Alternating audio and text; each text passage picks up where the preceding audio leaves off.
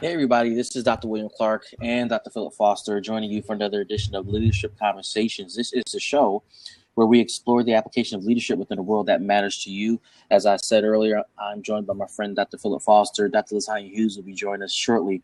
And today we're going to be talking about shifting entrepreneurial priorities for minorities. That's a loaded topic for us. We've been actually talking about entrepreneurialism the past several shows and have been meaning to address this question or topic the past couple of shows. And because the shows have been so rich and so filled with great conversation and content, we decided to dedicate a show specific to minority entrepreneurship. Before we get started, Philip, wanted to give you an opportunity to introduce yourself, and then we'll jump into the conversation. Okay. My name is Dr. Philip Foster. I am a life coach, leadership coach, and consultant. And really my expertise is in strategy and foresight. So I'm a futurist by trade, but I do consulting work all around the world. I'm an author of 2 books, Organization 3.0 and The Open Organization, which is getting ready to come out in 2nd edition format and will be available by July. You can find me on Twitter at Maximum Change or on at my website at MaximumChange.com. Great. And I'm Dr. William Clark, leadership coach and change management coach and consultant, rather, to churches and nonprofits. So I'm glad to be with you guys. Philip, we've been talking about leadership for quite a while, and we each, understand leadership to be defined, or at least partially defined, by influencing people, right? And we know that leadership is critical for any organization, whether it's a for-profit business, nonprofit business, a startup, or a mature organization. So we're going to kind of interweave that understanding of leadership into today's conversation. But let's start the conversation here, Philip. From where you sit and how you see it, what do you believe, or what do you observe to be the difference between minority business owners or entrepreneurs versus majority entrepreneurs? Well, in the perfect world, I'd like to believe there isn't a difference. Okay. I know there's nuanced differences, certainly. I'd like to believe that it doesn't have much difference in the fact that entrepreneurs all display similar attributes. They have similar desires. We used to call it, back in the day when I was a young guy, we used to call it hustling. We didn't call it entrepreneurship. We called it getting out and hustling, getting out there and getting it done. Right. And so I think that from a purist standpoint, there isn't much difference between minority entrepreneurship and just general entrepreneurship. Obviously, there's some nuanced differences. There are certainly government programs and educational programs and foci that place awareness toward creating entrepreneurial opportunities within the minority community, which I think is wonderful. And I'll just say my experience with this back in the late 80s and early 90s, I worked for the federal government with a public housing authority. And so I saw firsthand some of the initiatives that were going on toward the minority communities. And I'm not just talking one specific minority, but all minorities in general. So I don't know if I answer your question, but that's kind of my free stream thought process there. Latanya, we're talking about the difference between minority business owners and majority business owners. And good morning. Good morning, by the way. No, I don't think I can hear her. Yeah, I don't think your sound is on. No, I can see you talking, can't hear you talking. Uh-oh. I'm assuming you're going to try to reset some things. Okay. So, Philip, you talked about over your years in business, you've seen shifts in how minority groups are supported. In that type of support that they have received from government groups and what have you, what difference have you seen that has made in the spirit of entrepreneurialism among minority groups that you have come across? Well, I like first of all, what Rashim said in the live chat on the side here, and it says that one of the differences would be access to opportunity by network that has been operating for a long period of time. And I do agree with that. I think that what's changed is that access to network. has certainly, taken place. But I would say that there's been a shift in awareness of the need for minority entrepreneurship in general. A few years ago when I was writing my second book, the biggest discussion in the technology field was the fact that there weren't enough women in the high-tech field. There weren't enough women operating in the programming field. And so there was certainly this shift in awareness that there needed to be a greater awareness created there, and to really make efforts to invite women into that field. It isn't that women are not able to be programmers. They're actually some of the best programmers out there. It was just that they're from an early age, when we talk about education and the like, there wasn't enough emphasis on mathematics and science and programming toward the female population per se. And then we start looking at other minorities and ethnicities that weren't also being encouraged into that arena. And then we can, move that out of the concentric circles, if you will, to other industries. And we find that awareness and even self-awareness has been a real key attribute, I think.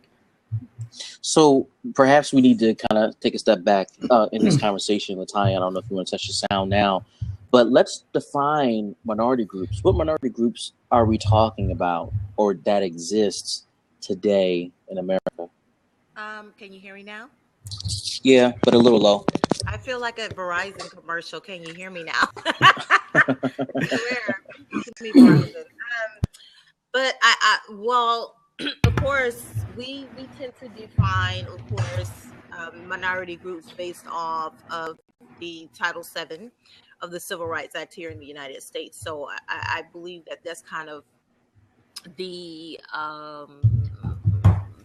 go-to definition, or the kind of springboard for minorities. So particularly when it comes to doing business with the government, because that's what they kind of use. So we're talking about people of non-Caucasian descent, but it also extends to women in business, because women, it extends to veterans.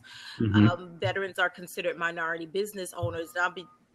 It has nothing to do with the race, but because of just a small portion of the business population that they, I want to say consume, but really are participating in. And again, women-owned businesses. So that's pretty much the definition of a minority-owned business. Is you're talking about women, you're talking about, of course, those of non-Caucasian descent, and then you can also throw in veterans as Mm-hmm. well. So that's how we define here in the United States what minority-owned business is, based upon Title VII. And then, there are other things. That's why when you go out, you see, particularly when you're looking for a certification, they ask, are you a veteran? And, all these different questions, because that's how they determine, your certification, and how they promote or push, or how you get certain opportunities and advancement when it comes to certain RFPs, requests for proposals, and different opportunities that are available, because there's certain dollars set aside, particularly with the SBA, for minority-owned businesses. So let's go a little deeper there, and I'm glad you brought that up. How many, Philip, are you familiar with the term WBE or MBE at all? Yeah, minority business owners, entrepreneurs, etc. Yeah. Yeah, and I brought that up because, part of what LaTanya was talking about, the WBE or MBE classification is so huge in today's kind of marketplace, particularly when it comes to government purchasing power and inclusion practices. And part of me is wondering, and I don't know if we can even quantify this, how many people realize that they fall in an MBE or WBE category, if they are aware that they can take advantage of some opportunities that are associated with that. Do you have a sense of awareness about that classification and what that can do to transform an entrepreneurial opportunity for a minority or group? Well, from my perspective, and granted, I've been out of the government assistance field for 20 years or more now. But even in that time frame, I could tell you that there was a lot of emphasis placed on those programs and minority ownership in general. And, you see advertisements on TV now about entrepreneurship and minority business owners. And you see it in newspapers, you see it in magazines. So my feeling is there is a lot of discussion about it. Now, the problem is who's paying attention to that? And I say that because think about how many times you've driven down a stretch of road and there's thousands of billboards and signs, and you don't even pay attention to any of them. So, right. The question is not, is there information out there to get you, connected with that? It's how are we attracting the attention and the noise of all the opportunities out there? So, that's probably my thought on it. And I've said this, in a purist world, I wish that we didn't have these discussions.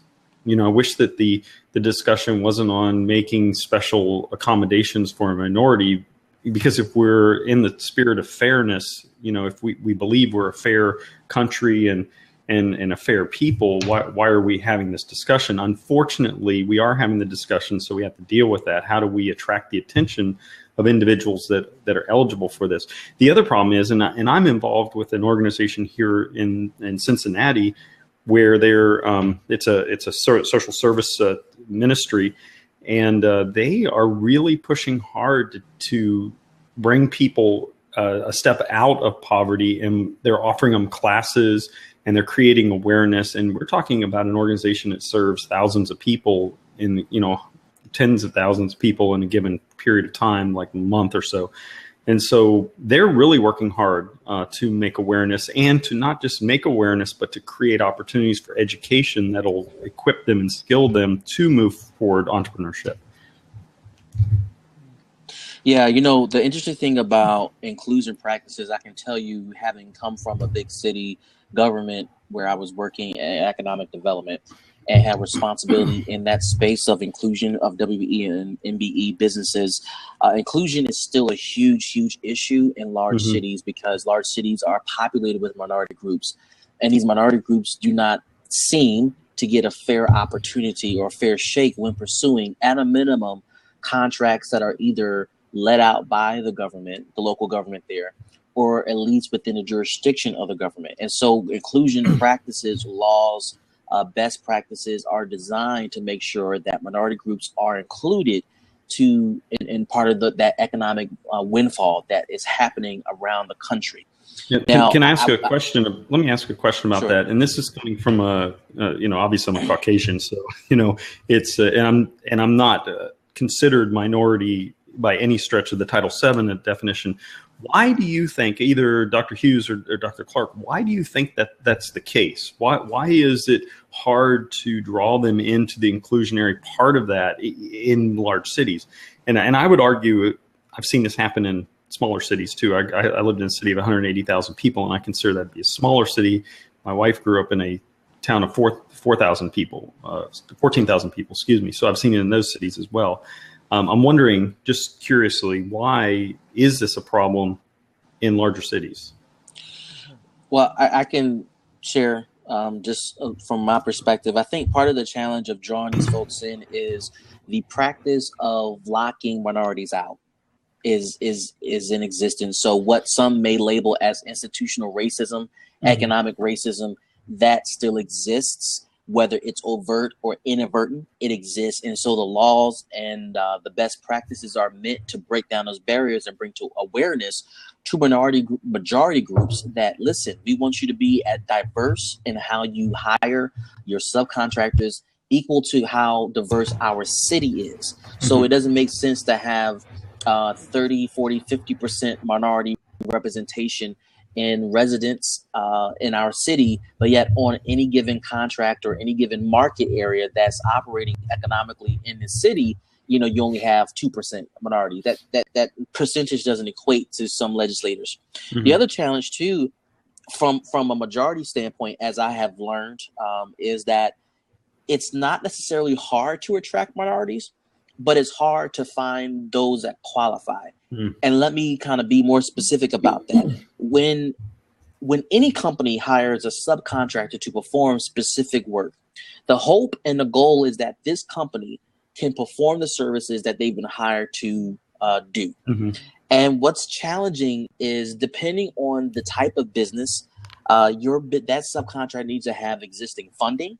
They need to have existing bonding or insurance, and they need to have past performance at a certain scale that can prove competence. Mm-hmm. And for many minority groups, they are lacking in all three of those areas. They don't have access to capital, right? They're not tapping into banks, partially because of credit, partially because of lack of credit history or good credit payment history. They don't have access to windfalls of cash. They don't, and as a result of no cash, they can't get bonding or insurance. And then also performance is on a minuscule level. So if you're bidding on $1 million project, but your history is kind of around the $50,000 mark, it's inconceivable for any business, black, white, whatever, in between, to jump from $50,000 to $1 million contract, because there's no scale of growth. It's like hiring a secretary to become the CEO, and no disrespect to anybody who's done that, but from a secretary to CEO, you're likely to not have had the proper experience of running a small team, running a department, running a larger department, let alone a company. So when you think about that type of trajectory that's lacking in the minority space at times, that creates difficulty in hiring minority businesses to do work. And what that results in, before I let Latanya jump in, is the hiring of some of the same players. Because if minority groups do exist, it's probably a select few that are able to meet the standards of funding, bonding, insurance, and performance to adequately bid, compete, and deliver on a project. I agree. I also want to chime in and be more LLC, kind of beat me to the punch. What I find is that there are so many large contracts out there that, like Dr. Clark said, many minority businesses lack the scale. So the problem is the size of what's available, and it doesn't align with the experience. So if I'm a minority business owner and I'm just starting out, who's going to give me a chance? So trying to find opportunities to where, or even a business who's willing to take a chance or risk on a new business owner, no matter how much experience I've had prior to starting my own business, like Dr. Clark said, that's the challenge. So at some point, somebody's got to be willing to give these people a chance. And so that's why my recommendation is crawl before you walk. Start small. You may have to be a subcontractor of a subcontractor. And so the subcontractor who can afford to kind of work with the initial subcontractor who has that experience, they may subcontract out some of the smaller work. And that's how you can build. I know a lady here, she has a lighting company with her husband. She's a minority. She's a double minority because she's African American and she's a woman. And she's minority. She is the majority business owner in her business. And that was very strategic on the part of her and she and her husband. Okay, so what she did to get started, to get some of those contracts, she subcontracted. She did some of the smaller work, 5,000 here, 10,000 there, until she built up her own reputation. So you can't look at the big chunk and say, nobody's giving me a chance. You got to start small. And that's what she did. She was smart, and that built her reputation up. The next thing you know, people were calling her. And she was all over. She was going up to Orlando and she's doing jobs in Orlando. And now she's getting those big contracts for a lot of the construction companies in the area, because, and I mean, all the way up to Orlando, that's 3-4 hours away. But now, because of her reputation, and she started small, and she didn't despise the small, humble beginnings of, okay, I'm just going to take this $5,000 contract, go do for $2,500, because that's $2,500 more than you had. That's $5,000 more than you had. So you have to look at one of the things minorities don't do is look at the experience. We're looking at money because as business owners, we need money. We want the cap. We want the finances to be able to, see the revenues. But you've got to look at what is the trade-off for the money, the experience, because you can't jump out the gate, start charging $10,000 and folks don't know you. So you have to be willing to do a trade-off. What is the trade-off to me taking less money and getting the experience? And so now I can build up my portfolio. Now I have references who can speak to the craftsmanship, my work ethic, all of the things that I can deliver, because I know I can do it, but they don't know that I can do it. So it's one of the things that what I find a lot of business owners don't understand is changing your mindset, because it goes back to, why are you a business owner in the first place? Because you've got to shift your mind. One, you can't think like an employee. You got to think like an employer. And it doesn't matter just minority. A lot of business owners still think employee, which is employees think money. You have to think employer. Now that brings in different dynamics. So one of the challenges is opportunities. And the other is just changing your mindset. And then the last thing is, you got to have a hustle mentality. You have to get out there and you have to be willing to go, which means you got to expand your radius. Am I doing a 20-mile radius, 30, 50, 100-mile radius? What are you willing to sacrifice to do to go where opportunities are? Because the opportunities for minorities may not be in your area, but you may have to go to another area where it's booming, and be willing to do what you need to do. For example, Palm Beach has an excellent program where they match. I mean, they literally take your skills, they sit down with you as a business owner, and they match what you have to offer with other projects and things that they have in the city. They have a matching program, but you have to have an office in that county.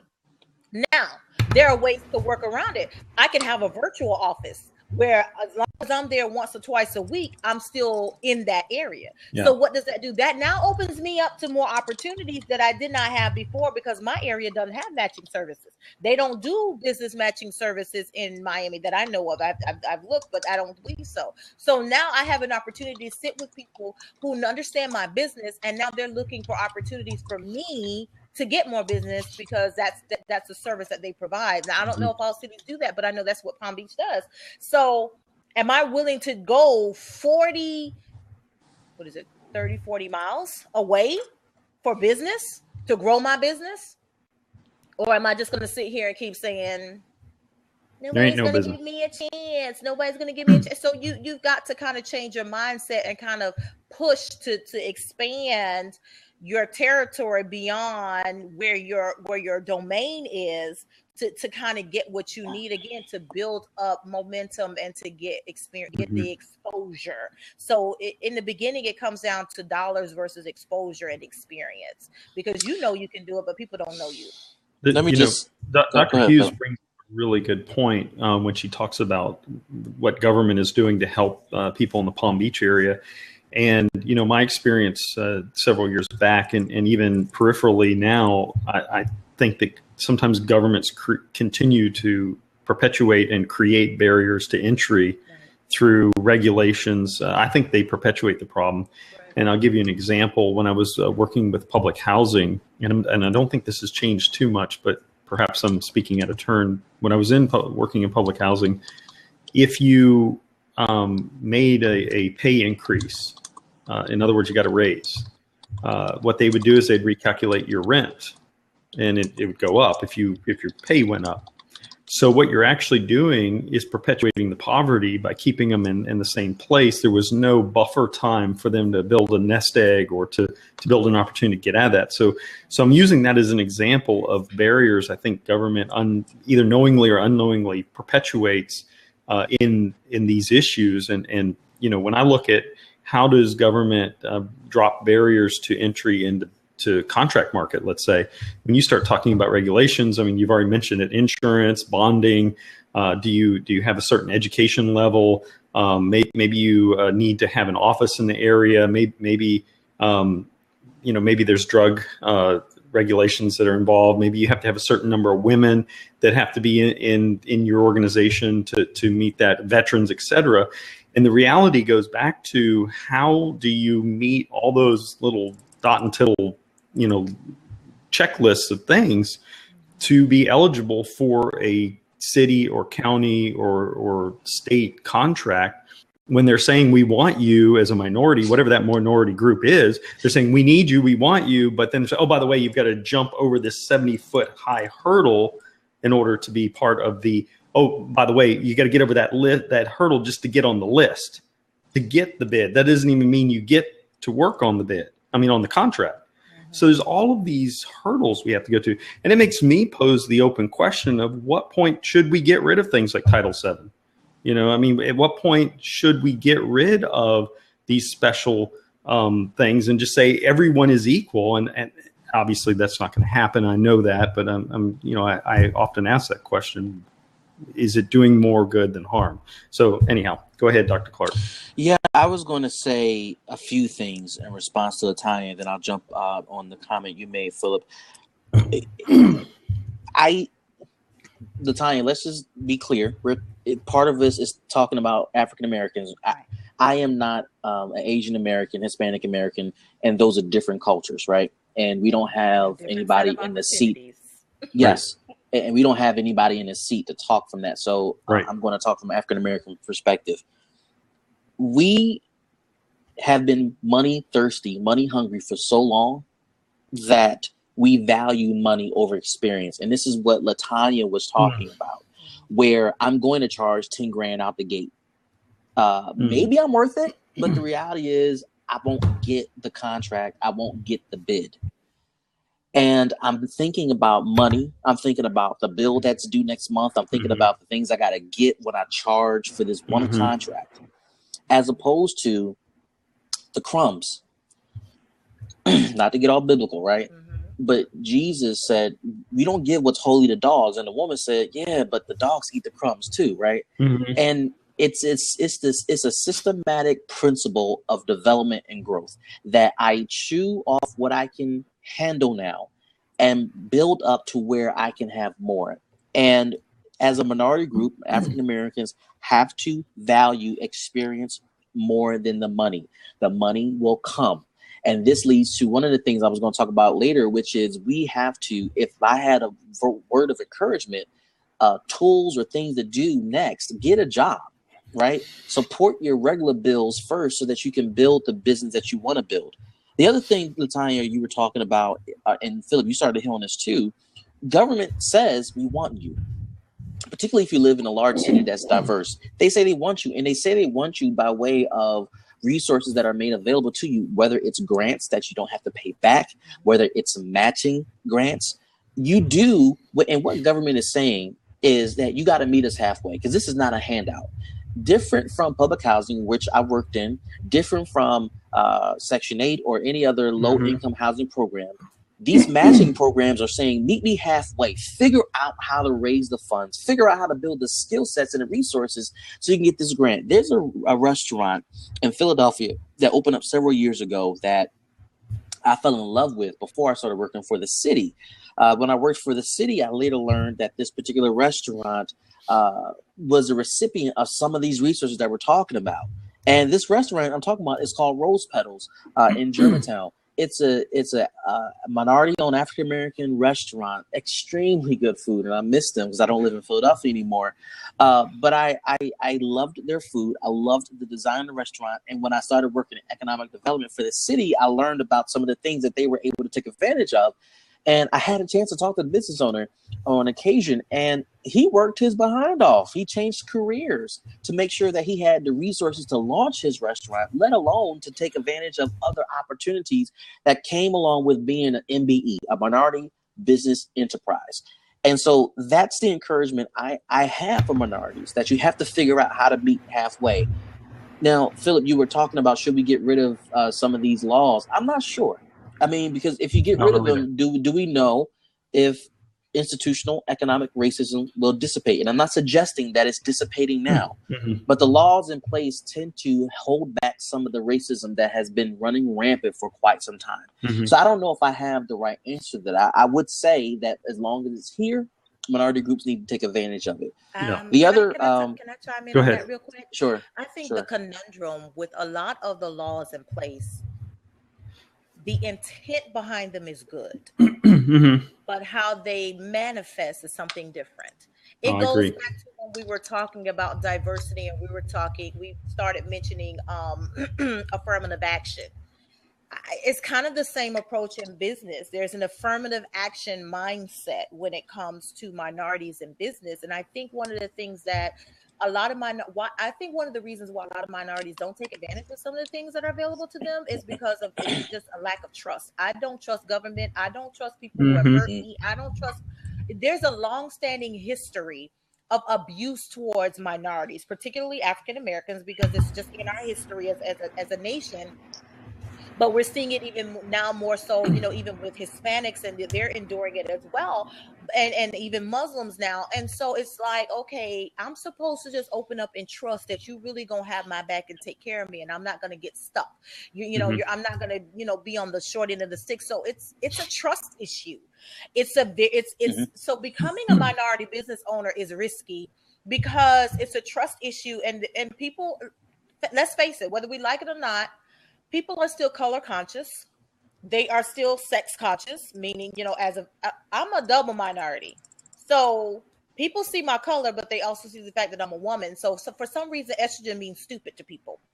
And this is what we face. And I know other women in business who have the same problem, where they go out and men think that because you got estrogen, let's be honest, because you have a vagina, you're stupid. Or you don't know anything about business, when we know more. And I'm telling you about your business, and you got Benji the dog look on your face now, because I'm telling you more about your business and what you need to do to expand. And it's like, oh, wait a minute, now I need to take this woman seriously. And so there are all of these walls.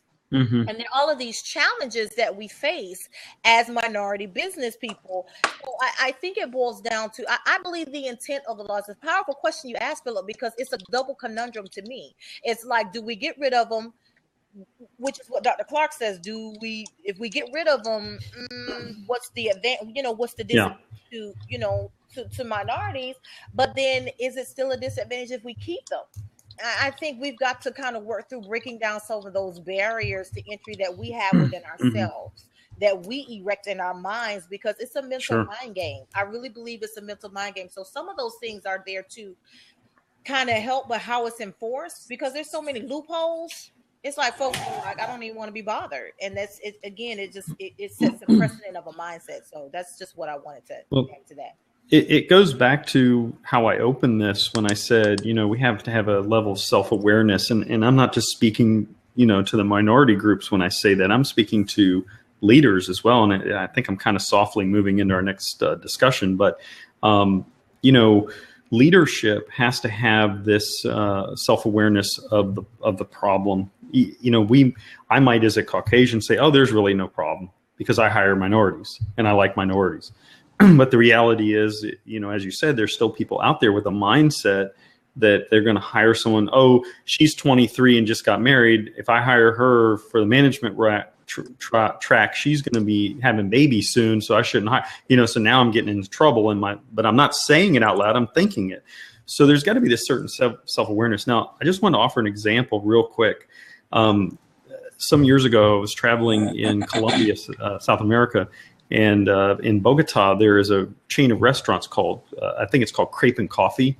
And it's I would say by American standards, it's kind of a mid to upscale type dining place. I mean, the food is really good. And when you go in there, it kind of reminds me of a upscale Panera's in many ways, if you've ever been in a Panera's. But what was fascinating about this restaurant is that the floor staff, not the kitchen staff, the floor staff, were all single mothers. Now, what's so fascinating about this is the mindset of the owners and creators of this organization were that they were only going to source and hire women that were single parents. And they provided childcare if not available. Now, in the Latin community, a lot of times, and Dr. Hughes knows this living down South Florida, it's an extended family where they take care of the kids and everything. But if they didn't have that resource, they were provided with childcare while they were working. And the reason why they put them on the floor is because they were able to earn tips in addition to a salary, and they were paid a salary. and they were able to work themselves up into a management role. And the whole key behind this was that they were training them to be managers so that they could go on and get a better job.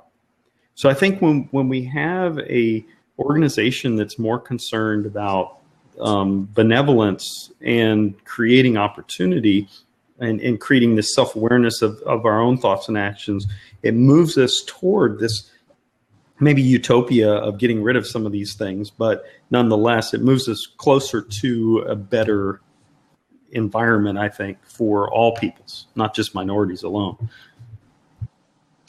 Let me close out this first question about the difference between minority groups and majority groups. And this, again, is from an African-American perspective. There is little history. There is little blanketed history of African-Americans teaching their children entrepreneurial skills. Absolutely. And that creates fear of money, fear of opportunity, fear of risk. So I just wanted to throw that in there from that perspective. And yet, you know, what I find fascinating on the flip side, that is that if I'm just talking about the African-American community alone, just looking at them and being around them and everything, that is the most resourceful group of minority individuals. Honestly, hardworking, resourceful.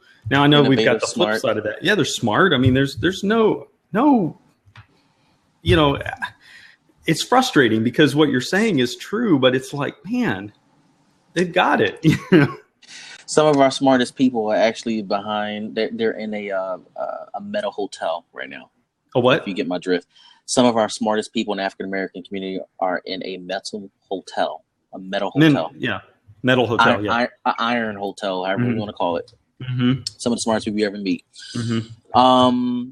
Here's a good question. But they're resourceful. Forget how they got there. They're. Oh yeah. I mean, they're you like have to have a level. You have to have a level of intelligence that's beyond compare if you're able to manipulate things in order to get to where you're at. Never mind, it's good or bad. I mean, you're right. It's most intellectual people are in the wrong place. So let me ask this question, and Be More LLC. I'm gonna respond. Let me just say the response to your question. You say you disagree with my comment that we don't teach our children entrepreneurship skills. It was a general statement. It's not meant to be prescriptive for all African Americans, but generally speaking, as a culture, it's not necessarily something we portray very well. But I do get your point that you taught your girls how to do that, and that's something to certainly be proud about. I think we need more of that too. And I totally agree. Some of my best friends are minorities, and I'm talking the whole swath of minority. And we have these discussions, and then even Dr. Clark, you and I've had these discussions offline, and we've spoken very plainly about this. I think there needs to be more of it, and I do think there is more of it going on. But as a whole, if we look at, where the poverty is and everything, I don't think that there's enough of it going on in those pockets of poverty in the cities that needs to happen. It is happening, not widespread yet. Yep. And it'd be more, again, I agree with you that, these individuals do exist. So let me just acknowledge that. Here's my next question. And I was talking with Barat and with Army Wise about this before the show got started. What leadership skills do you see are missing in minority groups that needs to be built up and developed? I'll go first on that. I'll take a stab at that. Okay, from the experiences that I've had and the people that I have encountered, one of the first things that many minorities, women, I don't care what your race is, particularly, and I've seen this because I network with a lot of women in business, women in particular, they don't do any research. Listen to me. As a business owner, I don't care what your color is. I don't care if you're a man or a woman. You need to be informed about your business. Mm-hmm. That means everything from your industry to your niche market, and no one else should know more about your business than you. That's embarrassing, and don't shy away from intelligence. You want to you need to read. That's why reading is fundamental. I heard somewhere where it said, unless you read at least 20 books on the subject, you're not an expert. You need to know, you need to know the ins and outs and everything. I'm a jewelry designer. I'm a leadership expert. I got all kinds of things going on, but I guarantee you go in my library, half the books on my shelf don't even show you half of what I got. I got a closet full of totes full of books. Trust me when I tell you. when I first started doing jewelry, it's more than just design and making something pretty. I needed to know about the industry. I needed to know about costume jewelry, regular jewelry. I needed to know what they're talking about, diamond experts. Even though I don't deal in gems and I'm not a gemologist, I don't deal with that, but I need to know about it. So when I go out, like I did the other night, and went into a store and this guy was talking about these stones. I was like, oh yeah, that's so and so and so and so, and that's a certain kind of cut, and that's this and that. And he looked at me like, you know your stuff, absolutely, because what you're not going to do is embarrass me. I need to know the industry because I don't know how far I'm going to go in it. Because then you need to know what percent of the market do you want to capture, because that's going to help you understand what's your approach and what's your plan to get that percent. I only want 1% of the market. I want 1% of leadership. I want 1% of jewelry. I want 1% of everything I go into. 1% might seem small, but honey, let me tell you about 1% of the fashion jewelry market. That's millions of dollars. 1%. But see, we look at 1% and think that's small. So you've got to read and educate yourself. Don't run from knowledge, but you're supposed to run into knowledge and you need to be the end all, to be all, the go-to person when it comes to being a leader in your industry, because you want people to see you as the expert. You want to be when somebody starts talking about a certain particular thing in your area, you want to be that person. If you are a baker, you want to be the end all to be all. You want to be the go-to authority for that because of your knowledge, not because of your skills, but because of your knowledge, because you have something that other people aren't doing, which is you're giving them knowledge. Because people they do business with people they know, like, and trust. How do I know I like you if I'm not building a reputation? So that's number 2. Number 2, you need to be a relationship expert. If you don't like people, business is not for you. You need some serious interpersonal skills. Be a communication expert. I am going back to the basics right now on conversation. How to start a conversation, how to communicate with people, how to speak other people's language. I'm not talking about dialect, but if I'm talking with someone in technology, I'm not a tech person, but at least I want to know the basics. How to start a conversation. Networking is all about relationships. So let's just go on and dispel that myth right now. Networking is not about selling to other people. Because the first time you come up to me with a sales pitch, I've already tuned you out. You're going to get like 30 seconds of me tuning you out because I'm scanning the room already for someone who's really in there building relationships. So you've got to know these. These are, like, to me, some fundamentals that you as a business owner and as a leader need so that you can be successful, but so that you can attract people to yourself. Otherwise, you're going to be in trouble. I'm going to stop right there and let y'all Hey, Latanya, before we let Philip go, S. Rasheen had a question for you. Yes. Did you want to address that now, or? Hold on, I got to scroll back up. I'll let you read the question, okay, and then let you respond. I'll go ahead and respond while she's reading it then. Okay. One of the things that came to mind as Dr. Hughes was speaking, and that is, look at some of the role models in the minority community. If we just speak of the African-American community alone, Michael Jordan. Is Michael Jordan, rich because he was a good basketball player, or is he rich because he's a good businessman? I would argue both. Now, obviously, his money came from playing basketball, but you read some of the stuff on Michael Jordan, and he is smart, and he's reading all the time, and he's educated. Prince. Now, Prince just passed away lately, and there's a lot of speculation in the news that he drugs or he wasn't a good businessman or whatever. I'm going to tell you, he knew his business. He was a businessman. He was smart, and a lot of people have said he knew what he was doing. Magic Johnson, another example. I know sports again, but Magic Johnson went back and got his degrees. I think he has a master's or a doctorate now. I don't remember. I haven't kept up with it. But my point is, who are the role models? And what are they doing? Why? Is it just because they were a good basketball player or a good musician? No, that was just part of the equation. The rest of it was they had to be good at maintaining their business once they had that wealth. Now, I just want to add to this the tools I think are needed. Mentoring. We need to have a community of mentorship within minority communities. It does no good for a Caucasian guy to go mentoring a minority if there's some fundamental issues there that are unique to that minority. That doesn't mean that I can't mentor someone, in business acumen and otherwise. But there needs to be within the minority communities mentoring going on, empowering. Again, that comes through the mentoring process, but it needs to come from those minority communities as well, being empowered. I can't empower anyone if I can't walk in their shoes, and I'm speaking from a skin tone or whatever issue that is. And then I want to go and just highlight what Dr. Hughes was saying, general education. Education is powerful. We have to find ways to put those skills in the hands of the minority communities. I have a bunch of books on my shelf. I go to a library full of books. Libraries are free. You can go spend hours in a library reading. And it just so happens I have a good library near me, but I live near Cincinnati. They have a huge library in downtown Cincinnati. Education is available. Information is available if you're willing to go get it. And so I think that mentoring, empowering, and education are three skills that are a must, or three tools.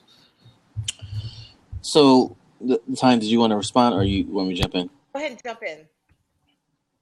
So, I was thinking about this, the skills that are missing among minority business owners. And again, I'm just going to speak from an African-American standpoint. One such skill is being transformational. That's a technical term and is not as simple as it sounds, but it boils down to how you're able to navigate the business market in partnership with your team or your partners or people who support you via specific mechanisms, whether it's being inspirational, whether it's being empathetic, whether it's setting vision and all the other things that go along with being transformational. But the one skill that I did want to bring up that I think is missing, and I'm still trying to navigate this as best as I can, is a skill of being psychodynamic. And what that means is, so everybody's familiar with the Myers-Briggs personality testing, and that's kind of the end result of being psychodynamic that everybody understands. But the earlier work of being psychodynamic specifically speaks to the relationship status and the mindset of being in a relationship and how to navigate relationships. To be more specific, in any given relationship, you cannot be the top dog across all relationships. You cannot be the power person in all relationships. That's not how life works. Depending on the type of relationships, it's described as follows. You're either a parent, a child, or an adult. And you fluctuate between one of three levels depending on the type of relationship. In some instances in your business, you are the parent, which means you have all authority. In other areas of a business, because of lack of information, lack of skill, lack of experience, you may become just an adult, which means that you're either equivalent or still under the parent, but you're not necessarily the child. And when you start to bring in diverse skill sets and you start to deal with diverse experiences, you may become a child, meaning that you have to answer to the folks who are at the adult level or the parent level. But it doesn't mean that you're less than. It doesn't mean that you're not capable of running your business, but it means that you're trying to navigate your business as best as possible with the skill sets that you have, knowing that there are people that are on your team that are levels or steps above you. What I've observed is that because in an African-American world, when I get an opportunity to be in control or to be the leader, I have to be at parent mode at all times. I have to prove my value. I have to prove my worth. I have to prove my competency at all times. And it makes me less likely to be humble in relationships that are shifting around me. That can impact my business. It can impact the way I view money. It can impact the way I pursue contracts or how I structure contracts. It can make me greedy or inconsiderate. And so that psychodynamic issue, that power struggle, that personality understanding can create such dynamic challenges in a minority business that it can almost doom a business before it even starts. Wow. Yeah. That's exciting. That's interesting.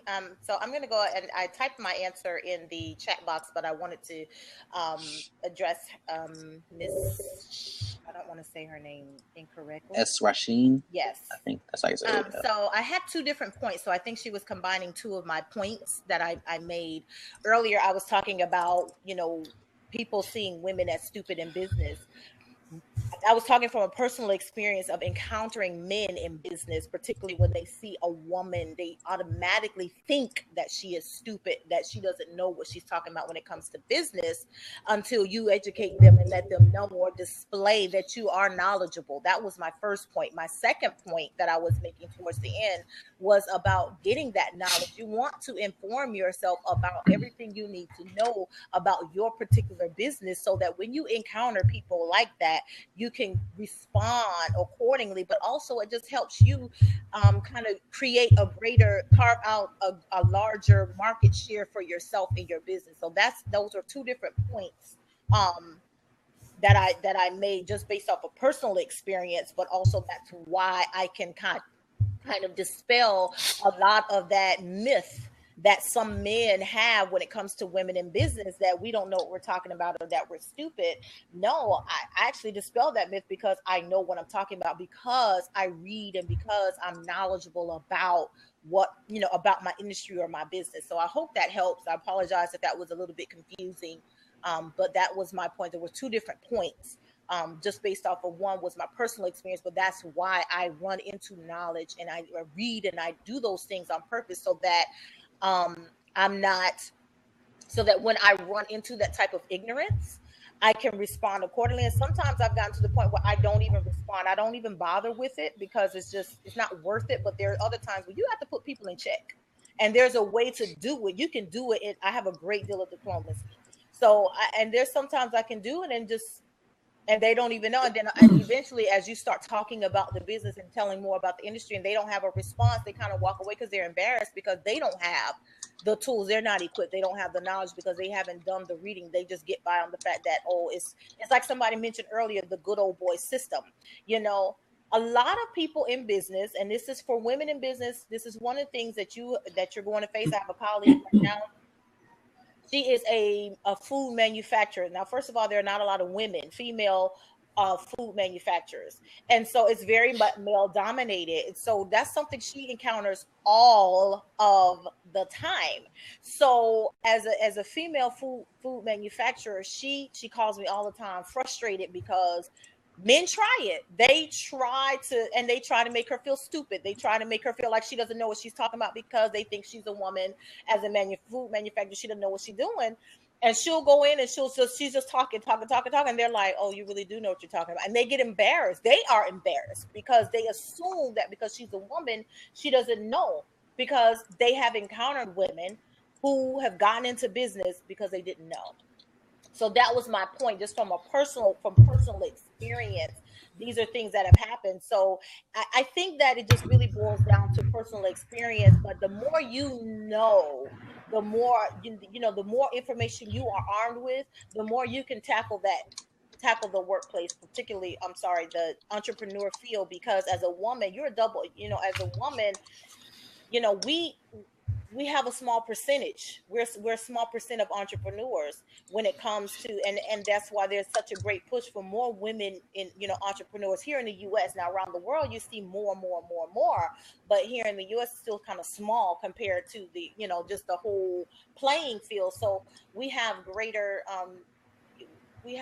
face a greater challenge a little bit sometimes, again, when it comes to, especially when there are I know a lot of my industry is good old boy, particularly when it comes to leadership and consulting and doing the things that I do, particularly working with type of people that I work with. It's still very good old boy, for her, and as a food manufacturer, it's still very good old boy. And getting around that is going to take you standing your ground, being firm, but you got to be armed with information to be able to dispel the myth that because you're a woman, you don't know anything about your business. So I hope that clears up my earlier two statements. Yeah, I can tell you that in my younger days, and I'm talking greater than 20 years ago now, when I was working in public housing, part of the reason why I'm an old guy now. Well, part of the reason why I left public housing was because it was a good old boy network. And they were grooming me for a executive position within the organization. And I chose to walk away from that. I didn't want to be owned by someone in that way, because now you're in the system and you have to do what you're told. And so I purposely walked away from that, and I hope that more people like me that are caught up in those good old boy systems, regardless of the ethnicity of it, realize what harm they do to the community as a whole, because they really do not tap into the benefits of a knowledge economy of people with the abilities to do these things. So it's unfortunate it's still happening, especially in the South where I came from. We see that a little bit still. But I'm hoping and I'm hopeful that generationally that is starting to go away. This hour has gone by fast, as you can imagine. What 3 tools do you suggest minorities pursue to jumpstart or to reinvigorate their business? Dr. Farsa, I'll let you go first. I went first. I'm sorry, ask the question again. I didn't hear it. What tools do you suggest minorities pursue to jumpstart or reinvigorate their business? I would say, and I don't want to steal anything from Dr. Hughes, so I'm going to give her the credit where credit is due. I would say that the biggest tool is to read. Read. Educate yourself. Do your research. And again, I don't want to steal the thunder from Dr. Hughes because she so eloquently said it. But that is, in my mind, one of the basic tools is to be wise. The second part is to find mentors. And specifically, when you can, find them in your minority class or ethnicity, that people that are doing well. They're out there. The Job Corps, what is it called? Basically, it's a free thing that you can go to. It's usually you can find them in your community, and it's businessmen and women of all races that have been successful. And what they do is they coach and mentor individuals who are wanting to start a business. That's the Small Business Development Center, SBDC, but they call it something else. It's CORE or something. Yeah, it's under the Small Business Association. If you go to the small business, the SBA in your area, they can link you to it. I think it's called SCORE. Yeah, maybe SCORE. Yeah, it's under SBA. It's under the SBA. Yeah, that's so I would encourage that individuals look up SCORE and other programs like that in your area. And if you can't find it, go find a business owner that you admire and say, hey, I know that you're busy, but I would love to have 30 minutes of your time once a month, once a week, whatever seems reasonable. Buy them coffee, whatever. So mentoring, I think, is key. Education is key. Just getting involved in the community, going to networking, talking to people. Networking is going to be real strong in the area of getting into these contracts because, we talked about earlier, subcontract of a subcontractor or whatever. Networking is really important. Learning how to talk to people, communicate, and to get your name out there is key, because when you're starting out, especially, nobody knows who you are and nobody cares, honestly, because they don't know they need what you've got. They don't even know you. So why should they do business with you? You got to get out there and get your name known. So I'd say mentoring, reading, and networking. Okay. For me, I would say, of course, it's always going to be reading. That's just, to me, that's just it. And it's not always just books. I would say read articles. I still read journal articles. I do. I still read peer-reviewed journal articles. I read magazines. I have Fortune, Forbes. I get Entrepreneur magazine. I get Inc. magazine. My colleague, she's a food manufacturer, so she gets, of course, Food Warehouse, and so she's reading magazines. So I would say whatever industry you're in, you want to stay connected. So you want to find out what the trends are, what's going on. So I would say that you want to read that. Make sure you have whatever magazines that your particular industry publishes. You want to know, you want to kind of stay in the loop on those things.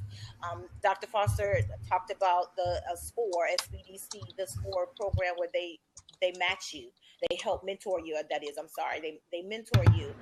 The last thing I would say is one of the tools that you need is interpersonal skills. And so that means getting out. At some point, you got to get beyond reading. And you've got to just get out there. You've got to be bold. You've got to get out there and push past fear or any type of barrier that you have, and don't allow no or rejection to stop you. Rather fuel that and just keep with every rejection or every no, just tell yourself that's not my market. That's what I had to tell my colleague, and that's what she did. And eventually she got to her market. So now they're calling her. There's going to be so much that you're going to be feet on the street, pushing and pushing and pushing and pushing. Persistence and perseverance is going to pay off. She's been pushing for 2 years now. And she finally started getting called where she was calling and getting, pushing. The hard work is paid off. So now she got a huge 5-star hotel calling her for her product. That's a big deal. And so she can use that for marketing, but also that says I've reached my market. So with every kind of what looked like a setback was really weeding through. That's a process that it's frustrating, but it's necessary. You've got to weed through a lot of the who's not your market, because you'll be very broad, because even within your niche, there's a smaller niche that's going to respond to your style, your approach to solving their problem. Listen, we already know in business and entrepreneurship, it's just you responding to a need or desire of your customer, your client, your constituent, whoever it is. It's just learning how to speak their language. It's learning how to kind of adapt to them or getting them to accept your approach to their issue. Look how many apps there are for one thing, but all of the apps aren't successful. Some people gravitate to one more than the other. Why? It's the same thing. So I would say just be tenacious. See every type of potential rejection, setback, whatever it is. Every no is a yes to somebody else. That's just saying, you know what? I'm getting rid of this person. I don't need this kind of. So then you know not to go to those types of events and not to kind of go where those people are, because now, okay, when you see those people, you already know that's not my market. So you're not going to invest a lot of time talking to these people because you know they're not your market. So now, once you start weeding through everything that, here's a question that I want to share with you that might help you. To help you better identify who your client or customer is, figure out who they are not. Good. By figuring out who they are not, you can weed through and figure out who your client is, and that's going to save you a lot of time. And even then, now you've pulled it down to something smaller. So for me, those are what I think tool wise. Just keep hitting it. Just keep trying and don't give up. It's going to be easy to do that. Find you some affirmations that you can listen to, read, or whatever to keep you motivated. I have a thing that I created, my daily planner I created for myself. It looks a little crazy, can't see it. But on one side, I included an empowerment section. And in my empowerment section, Think and Grow Rich is a fantastic book. I have that one. I've read it like 15 times. But I have an empowerment section on my to-do list. And all it says is there's one column for daily affirmations, and there's another one for my strengths, because I need to see what I'm good at. We think subconsciously that, but I need to see it in front of my face. So when I get discouraged and I get down now, and I can see my affirmation, I am powerful. I am able to do this, and it's something that's right in front of me that keeps me going, and I can keep pushing. So just find something that can help keep you motivated and encouraged, because you're gonna need it. Some days you're gonna hit the ground running. Other days it's gonna be like, ugh. You're gonna need it. Is it my turn yet? Yes, I'm sorry. No, I mean, we're colleagues and friends, right? Yeah. And there are just times where your friends just say things and all you can do is just shut up. So if you're watching this on YouTube, you're not able to see kind of the hand raise thing. So when we like something, we click it. LaTanya has received nearly 351 hand raises in the past 2 minutes. What he just said. And so I just, listen, man. So I can't say anything beyond read. Just read, right? Just reading is fundamental. What I would add to the tools is pursuing a non-traditional education. So that's oxymoronic coming from 3 doctors, right? But the non-traditional education speaks to some of what was said earlier, which is if there are specific areas of lack in your knowledge or skill base, go take a course, go to a webinar, seminar, pay the couple $100, a couple $1,000 to learn what you don't know. It's a shorter path to learn, to pay for what you need to learn versus to learn it the hard way. The second tool I would encourage minority entrepreneurs to pursue is get a job and earn money to pay for your basic expenses so that your business isn't paying for that stuff. That prevents you from being money hungry and thirsty and not thinking logically when you're pursuing contracts. The third tool I would tell anybody to pursue, and it's not necessarily a tool, but a person, and that is pursue partners. Mm-hmm. In the minority community, African-American community, let me be specific, some of us are scared of partners because we want to own 100% of everything and we become greedy. It's better to own a percentage of something than 100% of nothing. And I have learned the value of partners. I have learned the importance of partners, and it has taken me to places that I have not imagined. So those are the tools that I would say on top of reading. There are a bunch of books that I would suggest. I know, Philip, you put up Think and Grow Rich, which is like a no-brainer. Another classic, Good to Great. Here's a book I'm reading, but it's not a leadership book. It's about the publishing world, which if you've been to my website, I'm publishing several manuscripts, and it's called Publishing for Profit. Right. Publishing for Profit. I'm not a publisher by trade or background, and so I'm reading that right now. Rich Dad Poor Dad, which is a classic. The Richest Man in Babylon. There are a bunch of other things that I can just run off, Right. but reading is fundamental. Right. With that said, what's your shameless plug as we bring this awesome broadcast to a close? Dr. Foster, you want to go first? Yes, my dear. Go ahead, My love. dear friend. By the way, I think Dr. Hughes and I are cousins. I'm almost convinced of that. I swear. I promise I haven't looked into it, but I will. I promise. I think we are. We're both of Bahamian descent. That's why I say that. So, and I love her like she's a sister. So, shameless plug. Okay. So again, I'm Dr. Foster, and I am an author. So you can find my books on Amazon, Organization 3.0, and the Open Organization. Actually, my new edition of that will be coming out in July, second edition, and that will be a much better price than what you're seeing on Amazon today for the Open Organization. I have no control over the pricing, previous pricing. The new one I will. So you can check me out online at MaximumChange.com. You can follow me on Twitter at Maximum Change, and also I have a YouTube channel which I'll upload this video and others that I do. It's Maximum Change TV on the YouTube. And so that's my shameless plug for today. I'd love to hear from you. I'll be answering emails. I did receive a couple emails in my inbox, so I'll answer those after this blab. Good to be here today, guys. Awesome. I am Dr. Latanya Hughes, the authority in global business dynamics. I mentor and coach people to effectively influence society, to flourish, prosper, and uphold moral character. I'm still working on my website, tweaking a few final things to make sure that it's just kind of the way I want it to be, because I don't like changing. But that should be out hopefully within the next couple of weeks. I have a book, a peer-reviewed, co-authored book that should be out this summer. It was on ethics and values, and I wrote on basically the benevolence of God in the midst of destructive behavior, and I wrote about Samson. And so I'm pretty excited about that.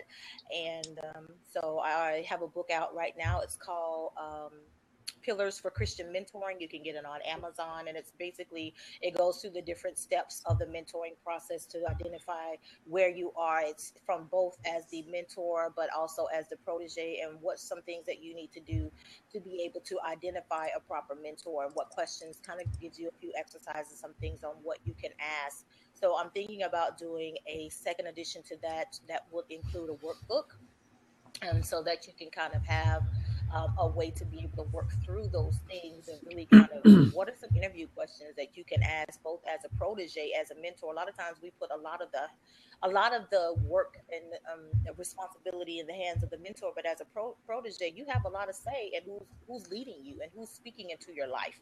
And so a lot of people did not have that platform. I know I didn't have that platform. So I'm thinking about doing a second edition to that book that would include a workbook area at the end of each chapter so that you can kind of identify and work through how to identify a mentor based on your values, based on what you are looking for. So looking forward to that. And yeah, so fantastic.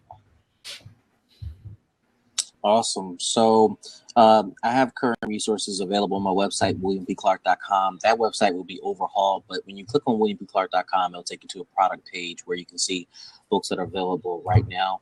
I'm not sure how long those prices are going to last. So if I were you, I would definitely grab them at those prices.